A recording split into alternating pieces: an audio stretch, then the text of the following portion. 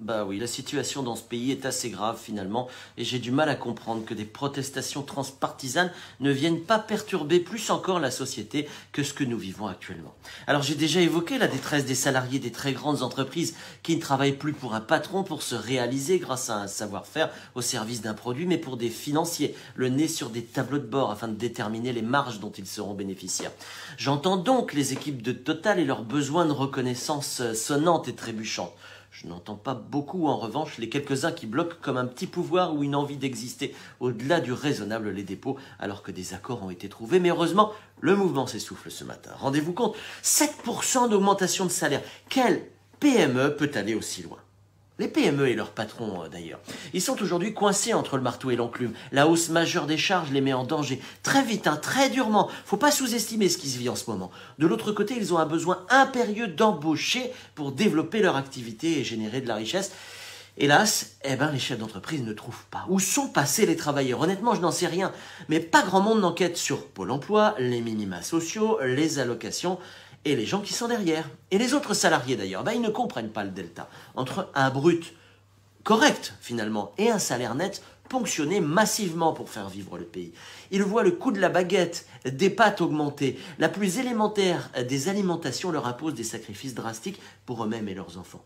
Patrons, salariés, actionnaires aussi, beaucoup, j'oserais dire presque tous sont dans le même bain. Une sorte d'unité nationale de la chienlit, une cause commune dans le merdier. Et on fait quoi de ça? Et c'est peut-être l'occasion de de se donner la main, et de se retrouver avec simplicité. Si l'on y regarde de plus près, nous avons tous un ami patron ou un ami salarié, un miroir, un double que nous apprécions, alors que nos propres échanges avec nos collaborateurs sont souvent froids et distants. Nous aurions peut-être beaucoup à lui dire, et l'autre à nous apprendre de notre quotidien âpre et douloureux dans la période. C'est à ça que servent certains mouvements cathos comme les EDC, les entrepreneurs et dirigeants chrétiens dont je fais partie, ou encore les jeunes pros. C'est vrai qu'il nous manque un leader par ailleurs, des racines communes pour avancer dans l'unité. Mais on peut quand même s'appuyer sur des élus même si nous ne sommes pas en accord total avec eux. Accordons-leur le crédit d'avoir l'envie de bien faire. Tiens, j'étais ce mardi à la réunion publique de mon quartier, en Vendée, avec Luc Bois, maire de La Roche-sur-Yon et quelques-uns de ses élus. À ma gauche, au fond de la salle, les râleurs qui sont venus en découdre. Honnêtement, ça se voit un peu trop. On les reconnaît, ils tortillent sur leur chaise en dodelinant de la tête toutes les deux phrases. Ils sont avachis, le regard sombre, les bras croisés pour les autres. C'était rigolo. À ma droite, les partisans.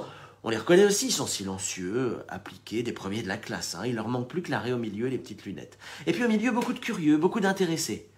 C'est ceux-là qui sortaient finalement du lot. Des questions pragmatiques, souvent des critiques, mais avec délicatesse, diplomatie, non sans une pointe d'humour. Ils étaient plutôt retraités. Bilan, ce type de rencontre permet sincèrement de créer une forme de lien si l'on avance avec simplicité et délicatesse. 1 point pour les élus qui sortent des clous pour innover, 2 points pour nos aînés qui nous éduquent et que l'on devrait un peu plus écouter sur le fond comme sur la forme. Ça encore, c'est un bout de solution. Bref, on a bien détricoté le lien social alors qu'on n'a jamais été en relation avec l'autre avec autant d'intensité. Il est vraiment temps de remettre l'église au milieu du village, si vous voyez ce que je veux dire. À la semaine prochaine.